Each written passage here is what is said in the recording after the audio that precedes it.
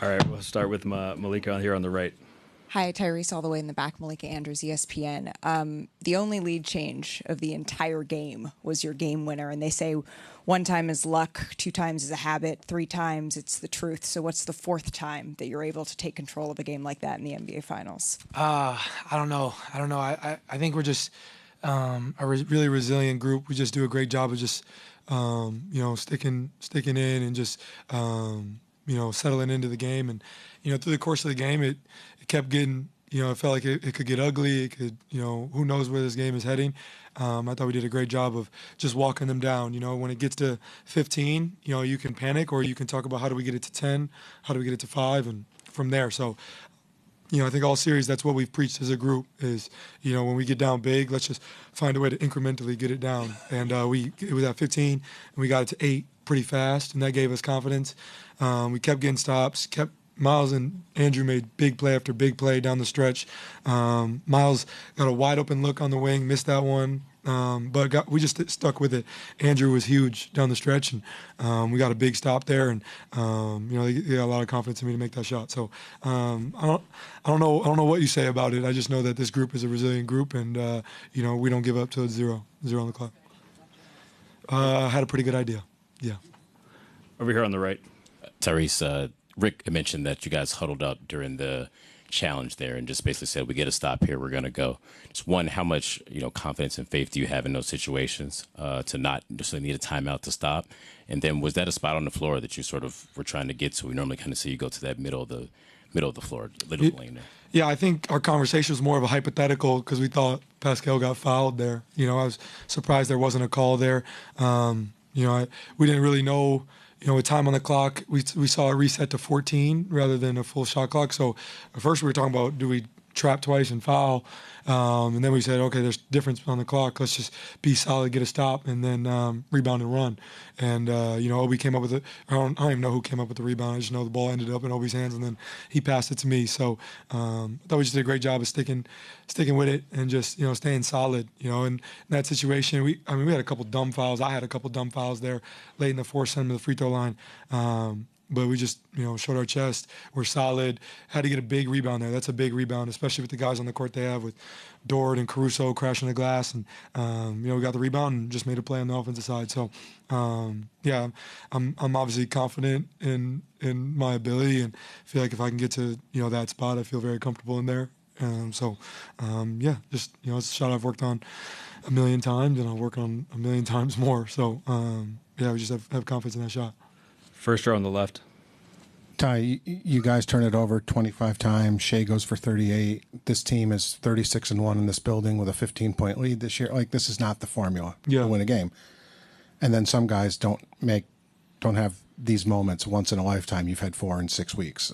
What is the secret sauce? Where is this coming from this group? And you can say you believe, and obviously you do, but it seems like the belief is much higher in this group than it is in probably a lot of other groups over the last few years. Yeah, it's a great question. The secret sauce today was these, but no, I'm just playing. But I think as a group, like I've said many times, after you have a run like last year, and then you get swept in the Eastern Conference Finals, and all the conversation is about is how you don't belong there, and how you lucked out to get there, and that it was a fluke. Guys are going to be pissed off. We're going to spend the summer pissed off. And then you come into the year with all the talk around how it was a fluke. You have an unsuccessful first couple months, and now that's easy for everybody to clown you and talk about you in a negative way. And I think as a group, we take everything personal. Like as a group, it's not just me, it's everybody. I feel like that's the DNA of this group. And that's not just me, that's our coaching staff does a great job of making us aware of what's being said. Us as players, we talk about it in the locker room, we talk about it on the plane. We're a young team, so we probably spend more time on social media than we should. But I just think we do a great job of taking things personal. And that gives this group more confidence, and we turned things around in January, which you guys know, and we just stuck with it. And I'm really proud of this group, and we just all got each other's back at every point. Any negative thing that's said about anybody, we got full belief in each other. And so the more that's talked about, like right now we're whatever underdog that gives us more confidence as a group. We enjoy that, but there's still a lot of work to be done. This is an exciting time. Again, another big comeback, but there's a lot more work to do. That's just one game, and this is the best team in the NBA. And like you said, they don't lose often, so we expect them to respond. And we got to be prepared for that. We got a couple of days to watch film, see what we can get better.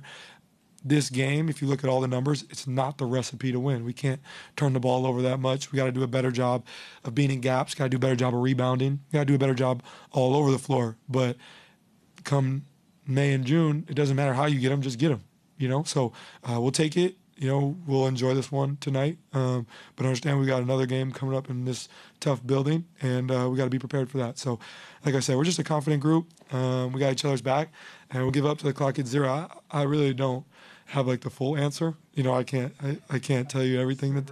Yeah. So I said a lot of words, but I don't know if I said anything. But yeah, we stick with it. All right, Vincent, first row on the left. Right here, Tyrese. At what point tonight did you guys collectively believe that you could win this game? Was it when you were throwing the ball all over the place, but you weren't getting blown out? Was it early in the fourth quarter when you guys start to make a little bit of a run? What was the point where you were like, oh, this game is not just competitive, we can steal this game? It's a good question. When I got off the bus, when I put on my shoes, there was never a disbelief as a group, honestly. You have a half like that where you're just throwing the ball to the other team, and we like chaos, we like controlled chaos, but that was just chaos, just ugly. But I think we as a group came and said, hey, we got felt like we had 20 turnovers in the first half.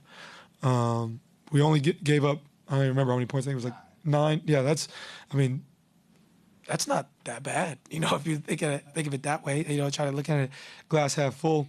But I think as a group, we never think the game is over, ever. Honestly speaking, ever. That never creeps in. I think we just keep talking as a group is how can we walk this team down. So it's at 12 going into halftime. We talk about if we can win 1 quarter by 6, 1 quarter by 7, we'll be in a great spot. We got it to a 6-point game at the end of the third quarter, and Shea hit a 3. But we liked where we were. And then they went on a big run to start the fourth, and we just say, okay, it's at 15, let's get it to 10. Well, we got it to 8, they called timeout. So we just stay with it. So this group never gives up. We never believe that the game is over until it hits 0, and that's just the God honest truth. That's just the confidence that we have as a group, and I think that's a big reason why this is going on. Second row here on the right. Tyrese, you guys, or your teammates, have extreme confidence in you with the game on the line because of what's happened the last couple of years. I wonder what your confidence is in Drew defensively in similar situations, guarding the MVP most of the time without much help the whole night, and you need to get a stop to have a chance to win the game. Yeah, appreciate you for asking that question. I got the utmost confidence in him. We all do as a group. We have to. He's our guy. He's been our guy all year. If there wasn't the 65-game rule, he's an all-defensive guy, plain and simple. So we got the most trust in him. We'll keep Shea is the hardest guard in the NBA. He's the hardest guy to cover one-on-one in the NBA.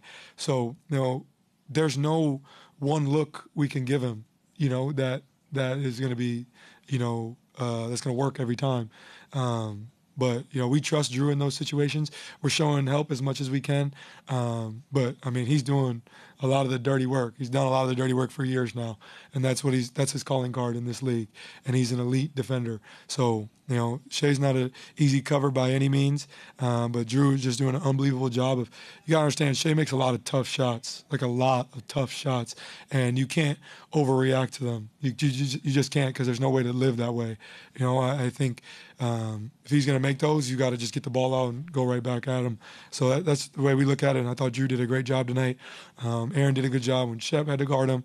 There's many situations where different guys are having to cover him. We're just trying to make it as tough as we can. The guy still finished with, what do you guys say, 38? Yeah. That's unbelievable. But I thought we just did a great job of showing bodies, and that starts with Drew and his persistence over 48 minutes. So, it's his calling card, and we got the utmost trust in him to get stops. Last question, first row on the left. You guys have been in crazy environments before. Your last series, this was one of them, and it's the finals. Most of you guys haven't been in this position before. Did the moment lead to any jitters? Do you think that could have been part of the turnover situation? Yeah, for sure. I mean, I'd be lying if I said it wasn't. I felt like I was a little jittery in the first quarter, getting off the ball quick, flying off ball screens with no real setup. I felt that myself, so I'll admit that I felt that way. So I'm sure other guys felt that way. I mean, this crowd is amazing. They're all standing up, doing claps and synchronized clapping to the beat before the game. I mean, this is an unbelievable crowd. It's the best crowd we've seen on the road all playoffs. And, it felt like it was just us in there, I mean, thankful for our organization for flying, our families out, and our full-time employees all got a chance to come. And I've been shown videos of them in the concourse, and I saw them on the upper level after the game. But out there, it's so loud in there. It really just feels like it's us in there, and we should do a great job of leaning on each other, understanding that this crowd and this environment is amazing. They love basketball here, similar to how it is in Indiana. And now that we've got a game under our belt, and I thought we did a great job of responding in the second half. We didn't turn the ball over as much in the second half. That's more of a recipe for success for us in the next game. So, that's going to be a big point of emphasis, when we watch films. How can we take care of the ball more, get more shots on the rim? That puts us in a better position to win. I mean, you have 25 turnovers. You usually don't win those games. The odds probably are really low. So we just got to stick with it, stay confident as a group, and, we'll look forward to game 2. Thank you, Tyrese. Appreciate it.